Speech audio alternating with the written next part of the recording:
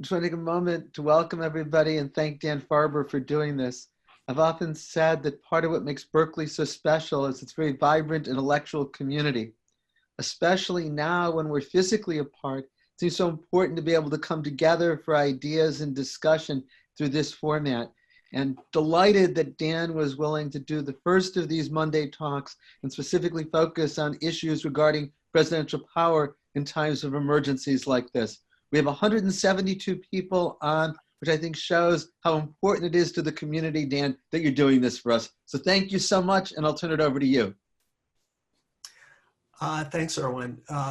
It's, I think, great that that you had the idea of doing this series and other events to help bring the law school community together. Before I get started, I want to say that if my face looks a little fuzzy on your screen, it's not your computer. I'm experimenting with a coronavirus beard, and we'll see how it goes. So far, not especially noteworthy, but time will tell. Okay, so let's see. I want to talk about presidential power in a pandemic.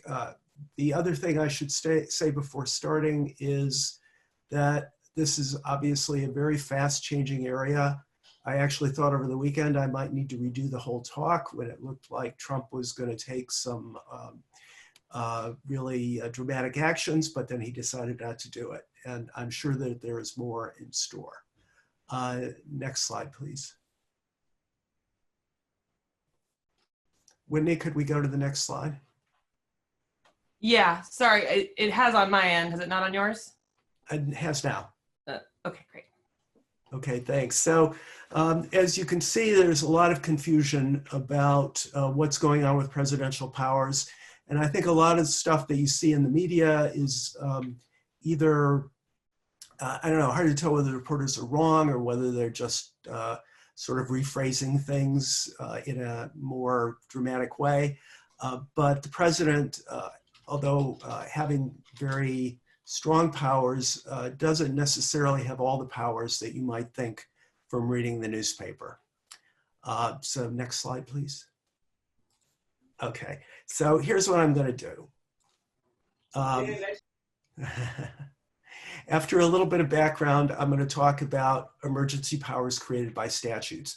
Now, as it turns out, this is really the heart of the subject.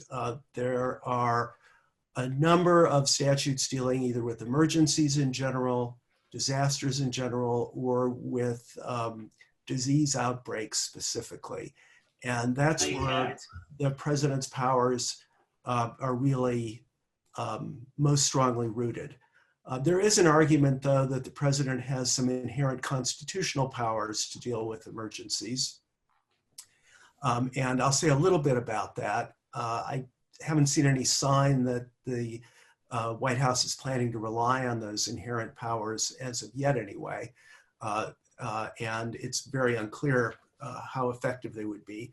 And then finally, I'd like to say a little bit about how federalism fits into the picture, because I think one of the reasons the president's powers are more limited than you might think involves background assumptions about the role of the states versus the federal government, and maybe even some constitutional doctrines.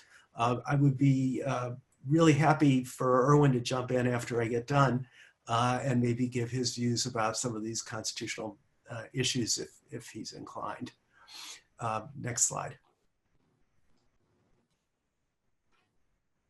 So where am I coming from on this? I don't think anybody in the legal academy that I know of anyway is an expert on the law of pandemics specifically. And certainly that's not my background. But prior to this coronavirus outbreak, I had written a paper about Trump's use of emergency powers in other settings. And a good deal of that turned out to be relevant here. I've also written about federal disaster law. I actually have a kind of casebook on that subject with a couple of colleagues. Again, the disaster statutes have turned out to be relevant. And then I'm finishing a book on the president's constitutional powers, although I find myself constantly pulled away from that by breaking news, and so I'm hoping still to get it done on time. But the corona, if I had a kind of Venn diagram, the coronavirus outbreak would be right in the intersection of all three of these topics. And so that's one of the reasons why I felt that I had something to contribute. Next slide.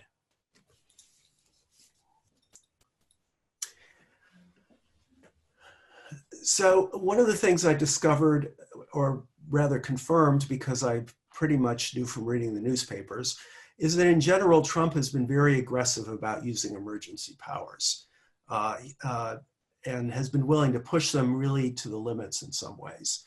So for example, he called a national emergency for the southern border dealing with immigration. That then allowed him to redirect military funds for other construction projects into building the wall. Actually, both houses of Congress objected to the national emergency, but he vetoed that and went ahead, and has gone ahead a second time actually this year. He used an urgent national security threat as the basis for his travel ban, almost immediately after taking office. That went up and down in the courts, finally ended up in the Supreme Court, where he won by a 5-4 margin, but only on a narrowed version of what he had done originally. He's also declared that imports on steel and aluminum are creating an urgent need to protect national security by imposing tariffs. Again, I think he was pushing that. The Defense Department seemed skeptical about the need for the tariffs, and it's a little hard to see the national security risk for importing steel from Canada, for example. So what's interesting, though, is that his actions in the pandemic have been quite a contrast. He's only reluctantly agreed to declare a national emergency and take other actions, and generally because of pressure both within the government and from outsiders. Nevertheless, he has taken action, and there are quite a number of other possible actions that we might see going forward. Next slide. So here are 4 key statutes. There is the National Emergencies Act, the Defense Production Act, which you may have seen about in the paper recently, the Stafford Act, and the Public Health Act. And at least those are the 4 I'm going to talk about. I think those are the 4 that are most relevant. One of the reasons I'm doing a PowerPoint presentation, by the way, is that I want you to be able to see some of the statutory language. And otherwise, I think I might have just opted for voice only and had the opportunity, had more of a sense of looking directly at you while I'm speaking, and vice versa. Next slide. Okay, so the National Emergencies Act is sort of central to a lot of other exercises of presidential power. It's an interesting statute because, as it turns out, declaring a national emergency under the Act doesn't do anything immediately in a legal sense. That is, it does not, of its own force, cause anything to happen in the real world. What it does is link to national emergency provisions in over 100 other statutes. The Brennan Center at NYU has a nice online list of the other statutes they found and descriptions of them and links. And it's worth taking a look at sometime. Now, a lot of those have nothing to do with the coronavirus. I mean, there are all kinds of things that are internal to the military about who you can promote and reassign and how you can do it and so forth that don't have any relevance, but some of the statutes do. Now, in terms of courts, in general, courts don't try to examine whether the president was right in finding that emergency exists. I don't think there's a square holding from the Supreme Court that says it's unreviewable, But as far as I've been able to find, no court has ever overturned the emergency declaration itself. On the other hand, the particular actions all have their own requirements.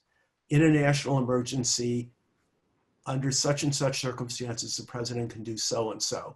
And that part of it is reviewable, although I think with a good deal of deference to the president. Next slide. So one of the things that is triggered by the declaration of a national emergency is the Defense Production Act, which I think is pretty likely that none of you ever heard of until maybe the last few days when it got into the newspaper.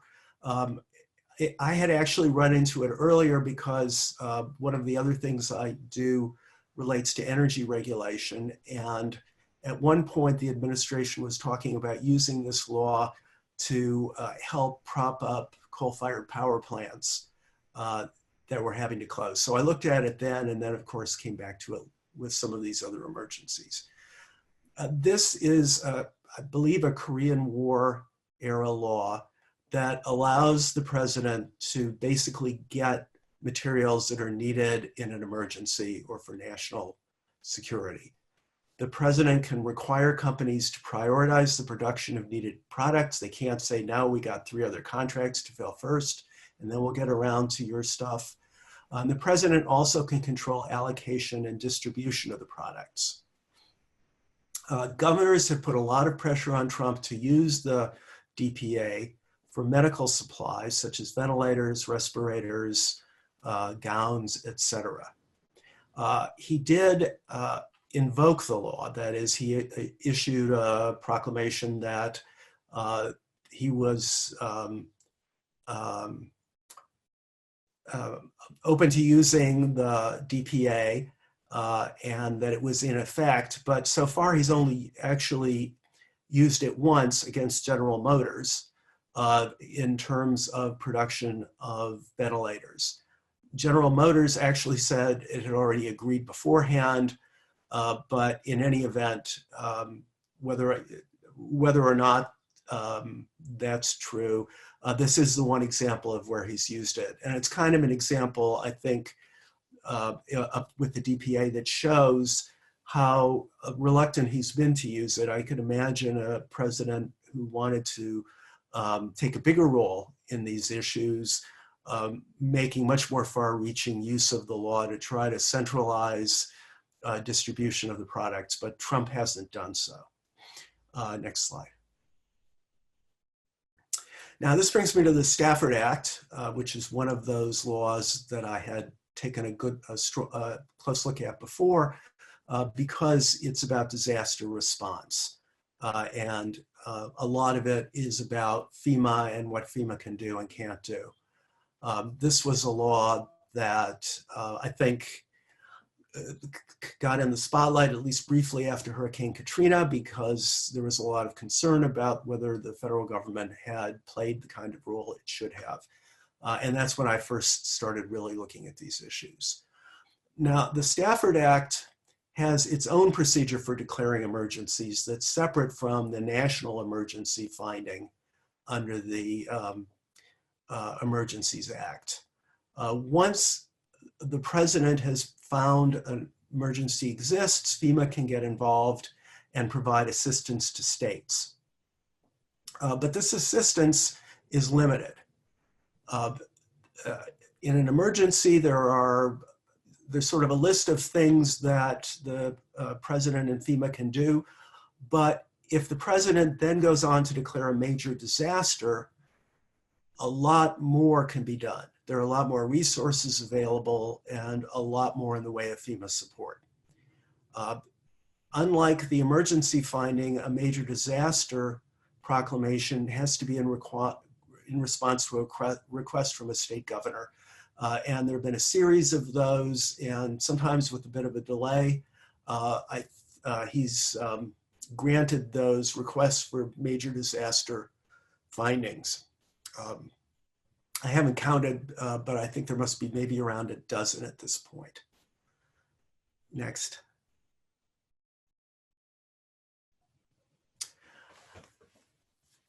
even though he's declared a number of these disasters, I really am not at all sure that that's legally valid. Here is the way the statute defines a major disaster. It's any natural catastrophe. Well, that sounds like it could well include an epidemic. But then immediately afterwards, it says, including any hurricane, tornado, storm, high water. I won't read the whole thing. But if you look at, that's a long list of examples. And if you look at them, none of them look anything like an epidemic. They're all about the weather or about the earth. They're, in other words, about physical things, not biological things. Except for the drought, there are also things that don't continue, right? The earthquake happens and then the earthquake's over, in a matter of seconds or minutes, unlike an epidemic that goes on and on and on. The drought is the exception to that. Now, given this long list, it seems to me that there's a fairly strong implication that anything else that counts as a natural catastrophe has to be something like these examples. And if that's right, then an epidemic would not count. I don't think that's unambiguous, but because the phrase natural catastrophe is broader, but it does seem like a strong implication to me. Next slide.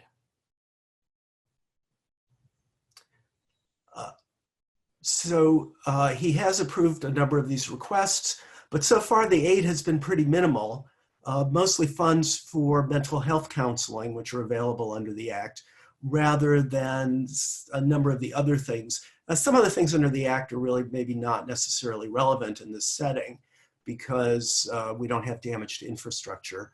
But there are other forms of aid that he could make available, and as far as I can tell, has not done so far. As I say, I think it's open to question whether these major disaster declarations are valid, but it's very hard to think of who might have standing to sue, because all you could really say here is taxpayer money is maybe being spent on something that technically it shouldn't be spent on, but nobody's being harmed, and taxpayers don't have standing to sue just to contest the way the government's spending the money. So I think for all practical purposes, it's not relevant whether this is valid, but it does trouble me a little bit that the government doesn't seem to have given any attention to the legal issue here. I would really like to see the statute amended to remove any doubt about the breadth of the natural catastrophe, but also maybe to make it clear what limits it might have. At what point does something cease to be a natural catastrophe? Next slide. So now we get to quarantines. This is a newspaper clipping from back in the day about Typhoid Mary, who was a typhoid carrier and resulted in, as a cook, short order cook, in unknowingly infecting a whole bunch of people until she was finally identified and then quarantined. Next.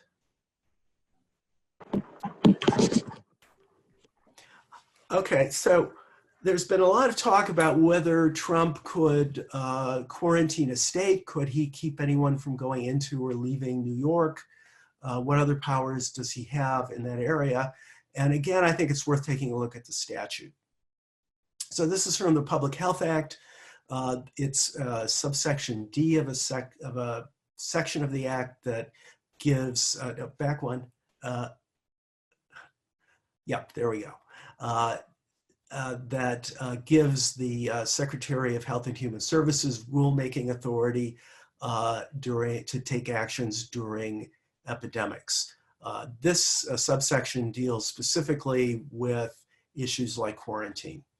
So as you can see, it allows for regulations for the apprehension and examination. So first of all, that language does not allow somebody to be detained except past the time that's required for the examination. And the individual has to be reasonably believed to be infected, which means you may not be able to do it just to a whole population if only a few of them are infected. And even so, it applies only to certain people who are moving between states or people who are likely to infect someone else who's going to be moving between states. So it's not the whole population, it's people who are at least not too far removed from interstate movement. Next slide. The provision goes on to say that some people can be detained if they're found to be infected. And then the language about detention is pretty broad for such time and in such manner as may be reasonably necessary. So the language of the implementing reg is broader, but the statute seems clear that detention is allowed only for people who are actually infected. For everyone else, it's catch, test, and release, right? So there's some ability to do temporary detention while you're waiting to find out whether they've got the disease, but if they don't, you got to let them go. Next. Now, finally, what about the Constitution? Presidents have some inherent power to act in emergencies. I wrote a book, I don't know, a dozen years ago about the Constitution and the Civil War when that kind of emergency power was invoked by President Lincoln. But it's not a blank check. Those of you who have are taking con law and covered this, or have taken it and have some dim memories of the course, the steel seizure case is what really applies here. And under the steel seizure case, the president's powers are strongest when the president is acting pursuant to a congressional authorization, weakest when the president's acting contrary to Congress, and then in the middle, you kind of have to make judgment calls. And in particular, the president can't act contrary to statute unless there's a specific grant of constitutional authority, like the power to, I don't know, recognize ambassadors or something like that. So this is actually fairly limited. And from what I can tell from the cases, given the fact that Congress has legislated fairly specifically about epidemics and what the president can do, I think that makes it pretty hard for the president to claim inherent authority. However, these constitutional issues, especially in an area like this where there's really, you know, maybe not more than a dozen cases in the history of the court that really deal with it, there's always some unpredictability. So I'm not necessarily telling you that I know for sure how the Supreme Court would rule. But I think it's not an area in which the president's claim to inherent authority is especially powerful. Next slide. So here are some questions that people are asking. Can the president postpone the next election? And the answer to that is no. Election day is set by statute. And even if he did, the way the Constitution is set up, his term would end anyway right on time. If the Senate, if the House has met and elected a speaker, the speaker would become the president. Otherwise, the president pro tem of the Senate would become president under the Succession Act. So in any event, not the incumbent. Can the president institute a national lockdown? No, I don't think so. The Public Health Act clearly stops far short of that in provisions that I've just showed you. And I don't really see inherent constitutional power to go further. Could the president quarantine a state or city? No, I don't think so, and for the same reasons. Now, there may be some specific powers about things like airlines or trains, for example, in the statutes that deal with those. But I don't see any legal authority for the president to just have a blanket prohibition on travel to or from a given city or state. Next. I'm going to go through these couple of slides quickly because I want to make sure we have a lot of time for Q&A. But I think there are some federalism issues here that are partly account for the limits on the president's power. It seems to me that under the Supreme Court's Commerce Clause decisions, there's a real question about the limits of the federal government to regulate something like disease spread.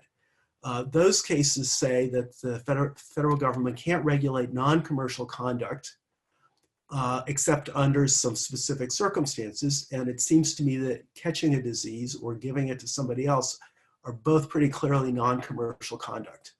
And the exceptions are something that involves what the court calls a channel of commerce, like the airlines, where I do think Congress clearly has power, or the conduct itself. That means the one individual sick person has some link to interstate commerce, like someone who's traveled across state lines or is getting ready to travel across state lines or something like that. I'm not saying that there's a guarantee of how the Supreme Court would rule. If I were even one of the justices who voted in the majority in these cases, I think I might try really hard to figure out an exception. But at least if you read these cases on their face, they seem to limit Congress's power to do anything in this area. At least some of that, I don't think that the statutes were written in light of these statutes, but I think maybe some of the same sense about federalism helps account for why Congress hasn't tried to give the president more far-reaching powers. Next slide. Next.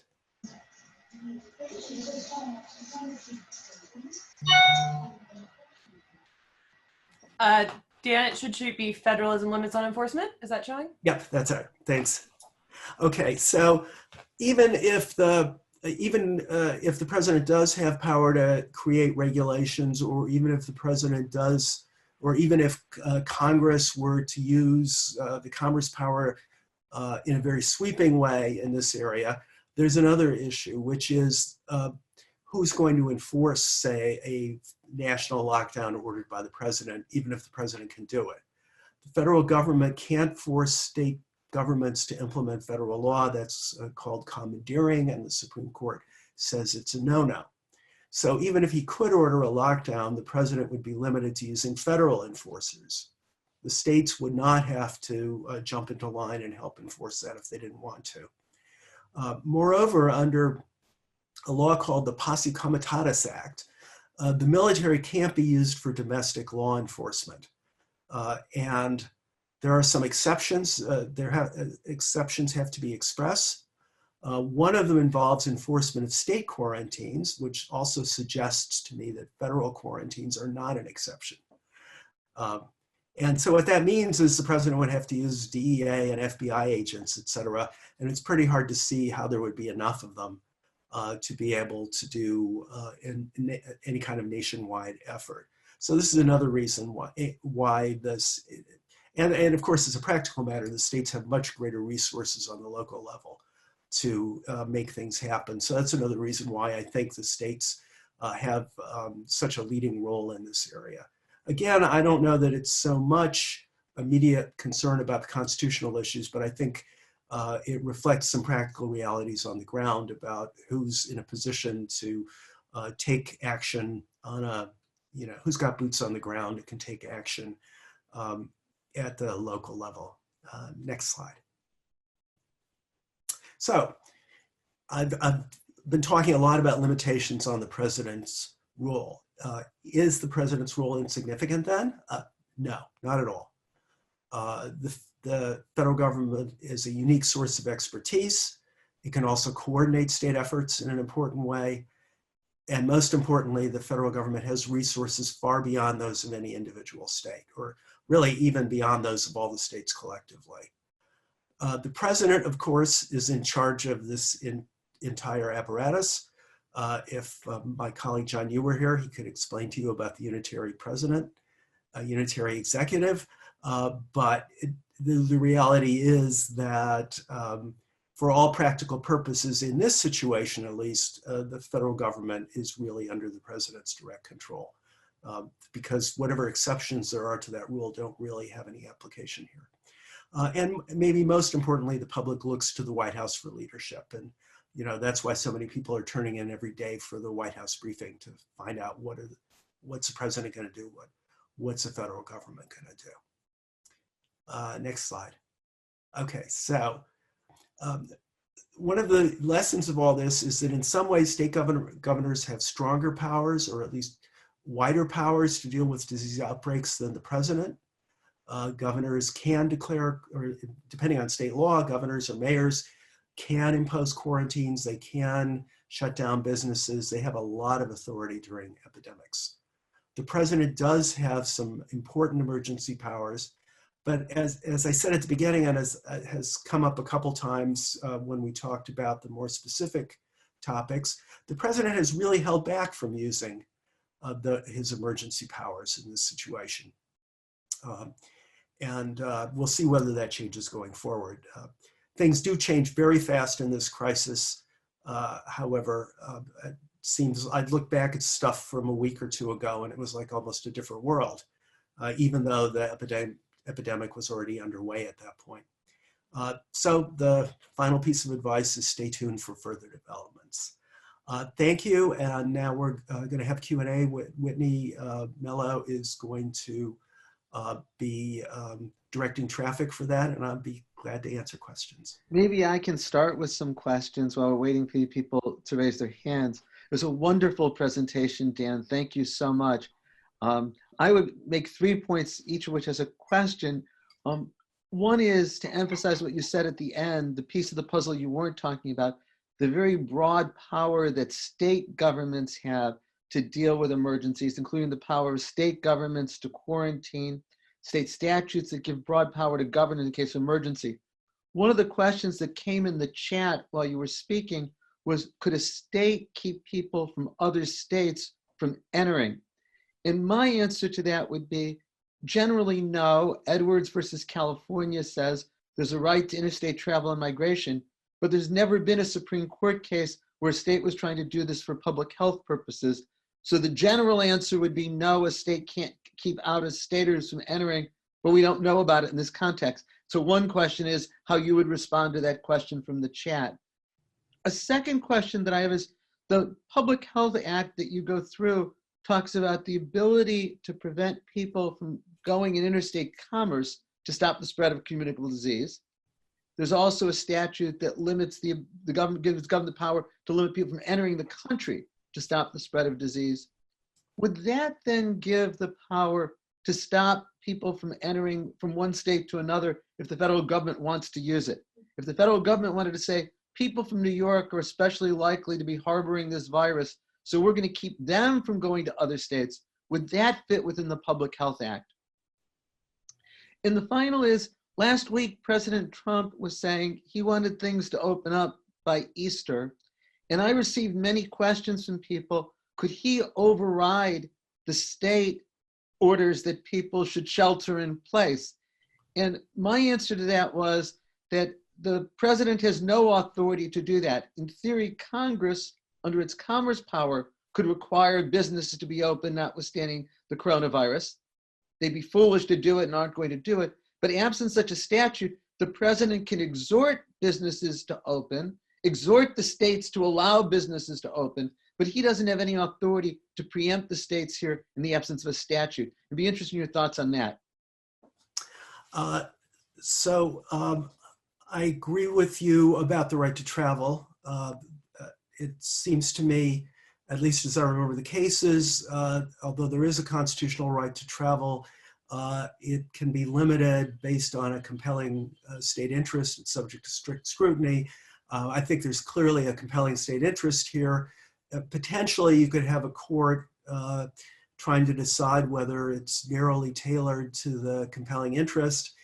I think under the present circumstances, I imagine a court would be more deferential than they might be in other circumstances about conducting that review. But I do agree there's a possible exception here. There are also apparently some 19th century cases about whether state quarantines of various kinds violate the Dormant Commerce Clause. by interfering with commerce. And the answer there apparently is that they're an exception that states are allowed to do under that constitutional provision. Let's see, the second question was about the Public Health Act and the provision dealing with people entering the country, or the provision I looked at now. The provision dealing with people entering the country is very broad, broader than the one in interstate commerce. And I think that, so clearly, I think President Trump was within his rights when he decided not to admit people from China or from Europe or parts of Europe. Whether or not that was a good call, I don't know, but I think that that's authorized by the statute. The statute provision dealing with travel with people inside the country is narrower, however, and I don't think it would authorize a prohibition on people crossing state lines entirely. It might allow the federal government, I suppose, to stop people at the border and test them. But I don't think it could just have a blanket prohibition. I should probably mention, just to be complete, there's another provision that applies internally to the US about people who are likely to infect the military. Because obviously after the 1918 flu, they were pretty aware of that possibility. But again, you'd have to show that somebody was reasonably likely to be infecting members of the military, and you would only be able to detain them, test them, and then if they're not infected, let them go. So theoretically, you could use it to almost close off the borders, but it would be a lot more cumbersome because you couldn't just give a blanket order for people to stay inside. And then finally, on the reopening stores, I am at least 99% sure you're right.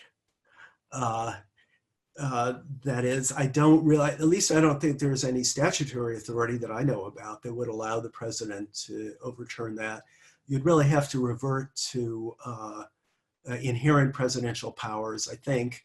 There is this one sort of weird 19th century case dealing with a national railroad strike that I suppose if you were one of the president's lawyers, you might try to build on to provide a basis for this kind of action of reopening things, but it's pretty tenuous, I think. So, it's not. I'm not sure it's 100% out of the question that somebody could make an argument that at least that they might not be embarrassed about making it public, but I think it would be an enormous stretch. Now, I think an order is saying that by the president, or a statement that we don't need social distancing anymore would have and shutdowns and so on would have a huge effect, but it's not really because of its legal effect. It's because of its effect on how the public would view these things, on governors in Republican states and what they would feel like they were able to do and so on. But yeah, I agree legally, I don't really see it. All right, it looks like we have a question from Professor Newborn. Professor, go ahead. Hi, Dan. Thanks very much. That was a terrific presentation. In connection with possible effects on the election, do you think the 20th Amendment, the language of the 20th Amendment, which was the lame duck amendment that they passed in 1933, might have any bearing on this? It has language providing for what happens if there's an electoral failure and no president is chosen by the time the term runs out. And it seems to me that it gives Congress the power to step in and by negative pregnant prevents the president from doing it. But I think that might be one more thing that we might want to take a look at. Yeah, all I can do really, since I can't take a look at the language right now, is agree with you that that's something we need to look at. But I also agree. It seems to me that either that, comes into effect, or we're left with the succession statute, with a vacant office of the president at noon of inauguration day or 1 o'clock or whatever it is. And therefore, we treat it as if the president and vice president had, both passed away immediately. But yeah, I think one way or the other, I really don't see any real opening for the president to hang on.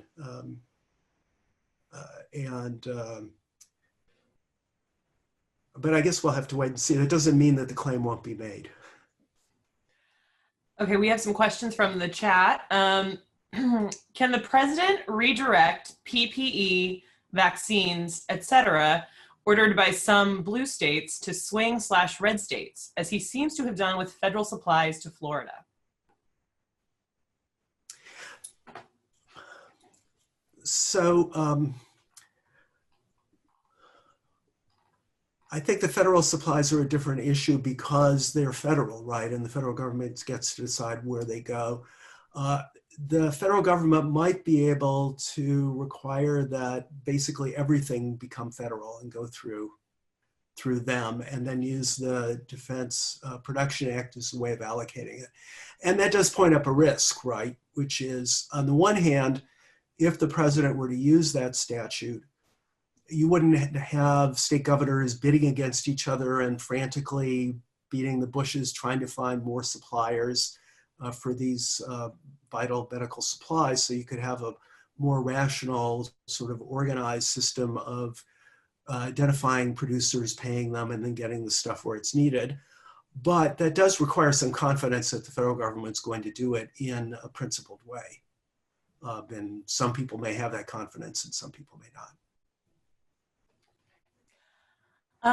What about states like Ohio and Louisiana who are limiting rights to abortion under the COVID emergency, where the courts aren't really open to bring challenges to this? So I think there are two questions there. One is there a way of bringing a challenge in court even though courts aren't sitting?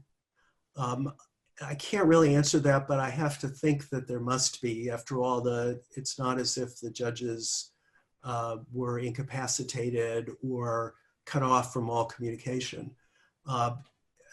So I think that they're really, I would defer to somebody who's really much more in the trenches on this stuff, but I think there's got to be a way of bringing a court into the picture. And it seems to me that those decisions are unconstitutional, given that under current law, abortions are constitutionally protected, and that a complete ban on abortions would seem to require a compelling government interest.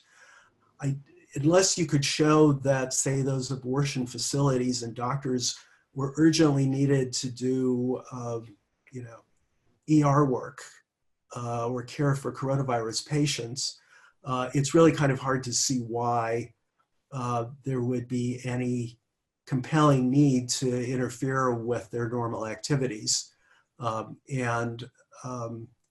Even though there might be some modest risk from any contact, obviously, of people coming out of full isolation, that risk seems remote enough that it doesn't seem plausible to me that you could say it's a compelling interest. So I guess I've maybe rambled a little bit, but it seems to me, I just don't see how you could really get up in good faith and say, no, we're doing this because that's really a threat to our coronavirus control efforts. And if you can't say that, I don't see the basis for doing it.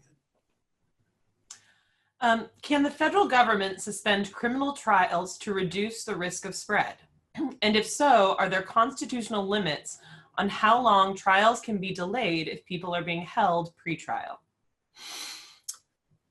So I think the answer is yes, taking the federal government altogether to mean the executive branch, the courts, and Congress. And I think pretty clearly, at least, the courts could delay trials. I'm a little less sure whether the executive branch can do it on its own, but I think the courts could do it. I think that does raise an issue of prisoners' rights, right, and defendants' rights, because there's a constitutional right to a speedy trial. There are also statutes requiring people to be tried within certain time limits and arraigned within certain time limits. And in the meantime, a lot of people are going to be held in jail pending trial, which means that not only is their trial delayed, but they're being subjected to a serious deprivation of liberty. I think, I noticed Andrea Roth's on the call, so she may have some ideas about this. It seems to me that given the ability to claim that there's really this compelling necessity of delaying trials to avoid communicating the disease and, you know, keeping the rest of the system going, that there's probably sufficient justification for delaying trials. It does seem to me, however, that, and I'm not sure whether I can make this a constitutional due process claim or whatever, but that as it becomes likely that the period of pretrial deprivation of liberty gets longer and longer before a trial can be held, that there seems to be an increasing burden on the government to justify holding people while the trials are delayed. Yeah, Andrea. Hi, everybody.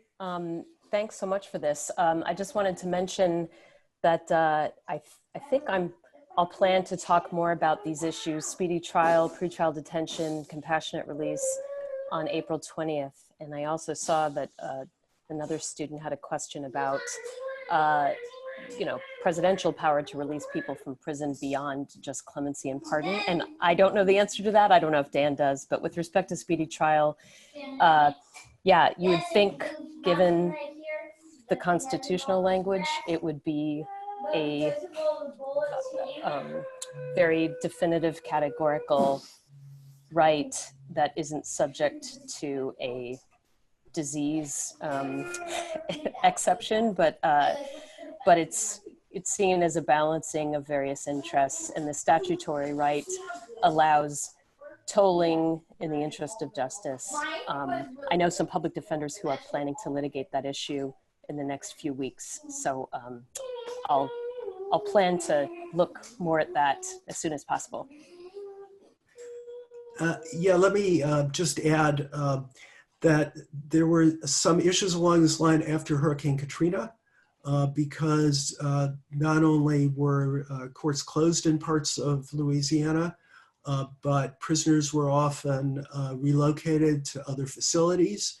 And sometimes it took a long time for the state to track them down again and for, you know, trials to take place. And I do know there was some litigation about that. And a couple of people actually just got lost in the system. You know, so weeks and weeks went by and nobody was aware that they were supposed to be getting tried. So I'll look forward to April 20th and finding out a lot more about this. Andrea, thanks for being forthcoming on being called on a cold call in class. Professor Gergen, you have a question. Yeah, well, two questions, and one maybe for Jonathan Gold. The first question is for Dan. Have you given any thought to the president's claim that they can castrate the oversight authority in the new legislation? Or if anybody here has any insights on how they think that's going to play out. And my second question, again, this may be for Jonathan, who I see is on, is it possible for Congress to start meeting virtually? Okay, so I'll take the first one, and then Jonathan can jump in on the other one or not, depending on whether it's something he's looked into. The objection to the oversight provisions, it's a little hard to tell how seriously to take the objections because they're kind of boilerplate. That is, the Office of Legal Counsel, anytime there's something that requires some lower federal official to report anything to Congress or to do anything basically, on behalf of an investigation on top for Congress, they always put in a unitary executive objection saying the president controls everybody in the executive branch, including inspector generals, and controls all disclosure of information from the executive branch to Congress and so on. So, this may just have been the person in the Office of Legal Counsel when they help write these things, or the White House counsel, just sort of cutting and pasting stuff from other documents. I think it is a fairly routine objection anyway. And it's been one that's been a bone of contention between Congress and the executive branch on a number of occasions. There have been a number of claims of interference by executive officers with investigations by inspector generals, for example, or by GAO. As far as I know, I could be wrong about this, but as far as I know, there aren't any court rulings on this issue. And I think it comes, back to these larger questions about the unitary executive and how strongly you take that.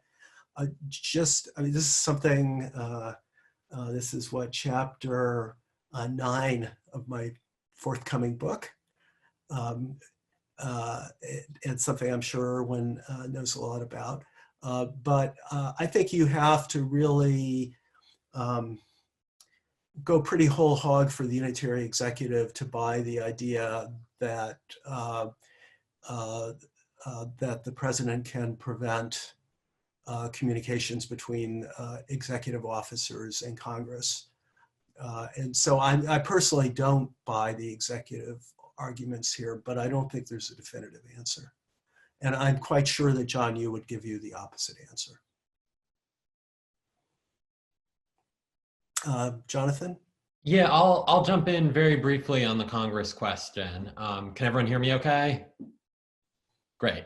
So on the Congress question, Article 1 of the Constitution gives each chamber the power to define the rules of its proceedings. Congress has done that in a number of ways. Both the House and Senate have their own standing rules. There are also a number of framework statutes, like statutes around the budget process, through which Congress makes rules and governs itself.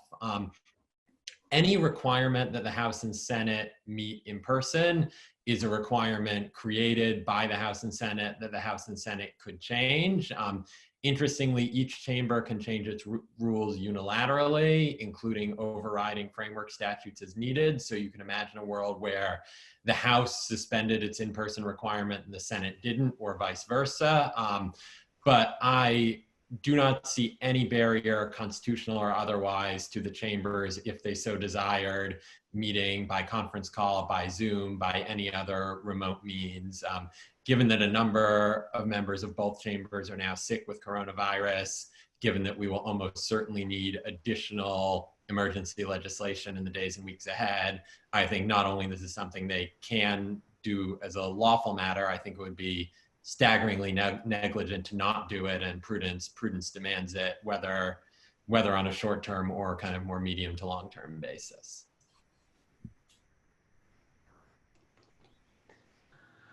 Okay, so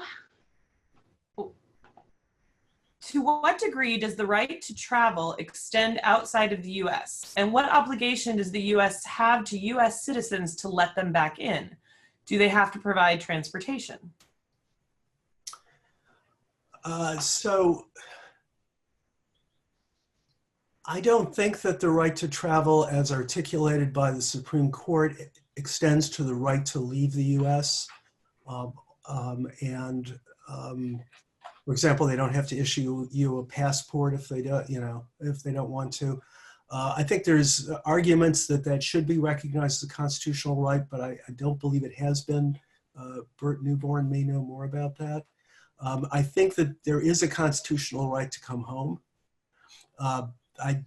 Unless there's a statute, though, I don't think that the government has a constitutional duty to help you come home and re-enter the country. But But I think given the fact that they can't deprive you of your citizenship, that they probably can't stop you from re-entering once you get here. Can the president call off the census?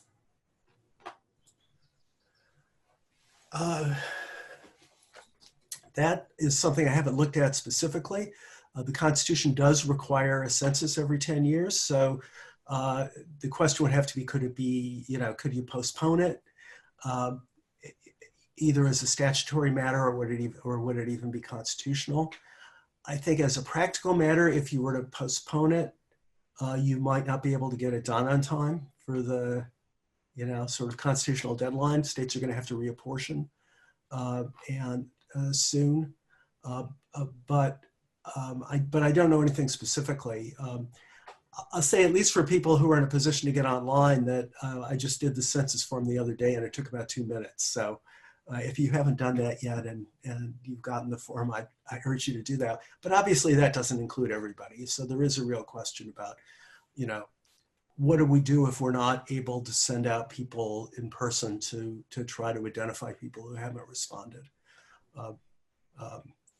But I would look first to the census statute to find out what it says rather than, before I'd start worrying about the constitutional issues. How does state/federal emergency actions interaction with First Amendment freedom of association, i.e. for religious gatherings?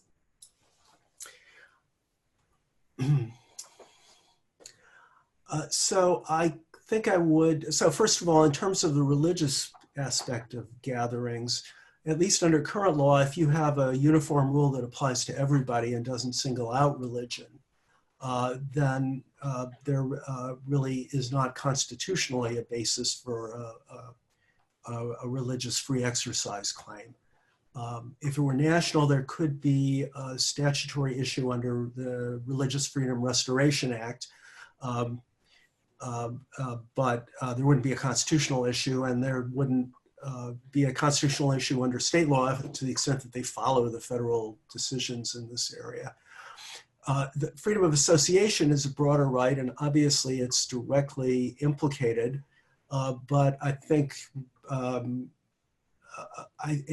think as a general matter, it would not be constitutional for the government to simply, as governments in some countries do, to simply ban all meetings of more than 10 people or more than 3 people, not because of the epidemic, but just in general. So clearly there's a constitutional right in play. I think, however, that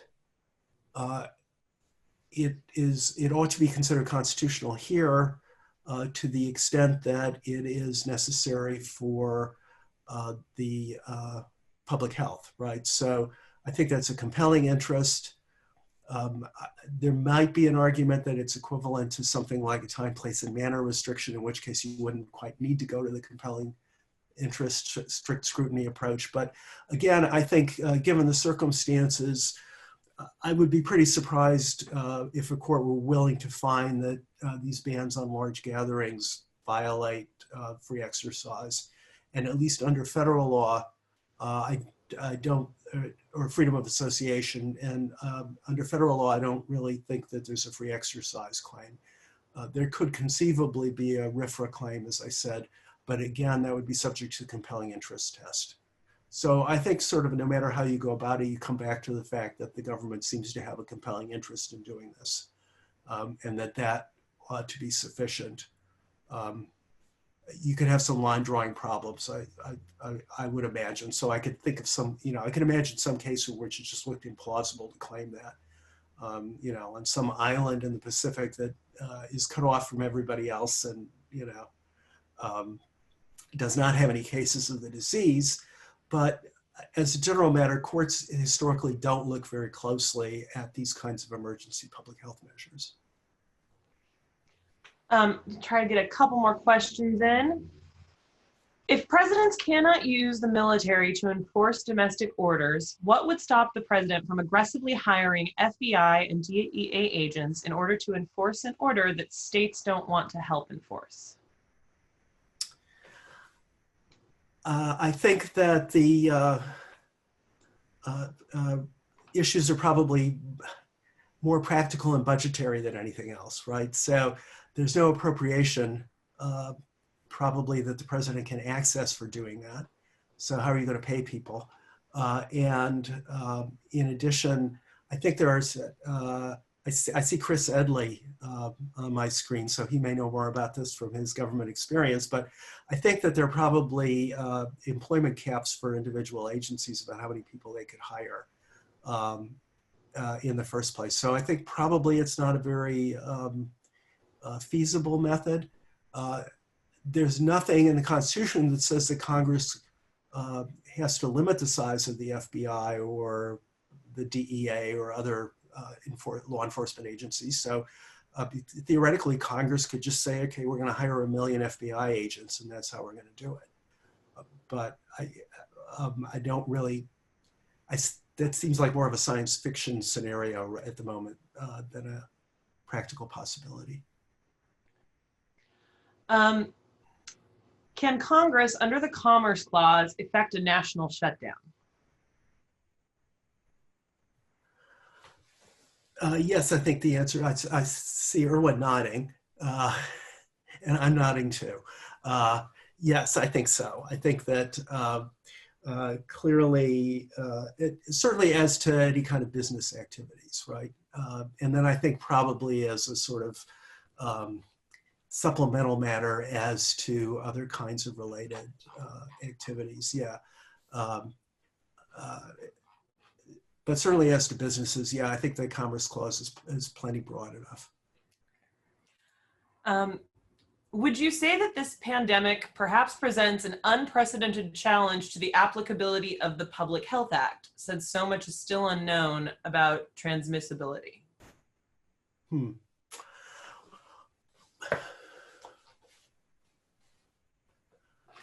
I'm trying to think that through. I don't,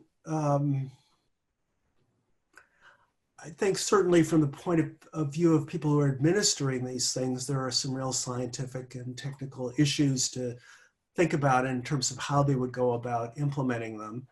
I think, but I think what we know about transmissibility is probably enough to give us a reasonable idea of who could be reasonably suspected of being infected and the likelihood of them infecting other people, even if we don't know it with precision.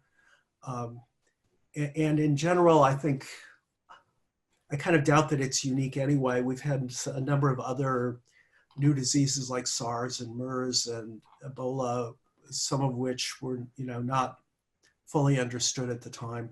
So I think the answer to that question is no. I think it certainly presents a lot of policy questions about how, what exact measures we should take. But I don't think that they're unique to this disease. As a follow-up on the abortion question, states like Ohio are suspending non-essential medical procedures to reduce the burden on hospitals and PPE supplies, and have included abortion as a non-essential procedure. Should constitutional protection of the right to abortion not have some effect on states' ability to classify abortion as non-essential? Yes. Yeah, as I said before, I think that there's a compelling interest requirement here, and that it might be kind of hard to justify with, or even argue really very plausibly. Do you think the president has the power under his emergency powers, in addition to clemencies and pardons, to release people from federal prisons to reduce risk of infection temporarily or permanently? I don't know. I would, if I had to take a guess, I would guess that there is statutory authority to broad enough authority over the treatment of prisoners that might be possible. But honestly, I would have to do some real research to see what the statutes say. Someone said, I wonder about the temporary relaxing of enforcement of environmental regulations by the EPA. I think it's a terrible idea, and really doesn't have any significant justification. I mean, I don't want to get derailed into talking about the Trump administration and environmental law, but in fact, I don't think that there's a very persuasive argument that we have to give up on enforcing environmental laws entirely just because there's this huge disease problem going on.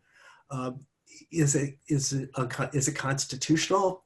Probably, because the president has such enormous discretion, and then the president's subordinates have such enormous discretion over enforcement. Although I think there's a potential argument that just saying you're not going to enforce a whole category of laws, may be going beyond the allowable scope of discretion. But as a practical matter, there isn't a lot that can be done about it. Certainly not within the kind of time frame that we hope to have here. But I would really hope that position gets reconsidered under this administration or the next one. I think we're out of time at this point. Dan, I again, on behalf of our entire community, want to thank you for doing this. If we could be together, you would now hear resounding applause. It really was a terrific presentation, enormously valuable. So thank you, and thanks to everyone for joining in, and we'll do this again next Monday with George Horvath doing a presentation. Great. Thank you, everybody. Thank you.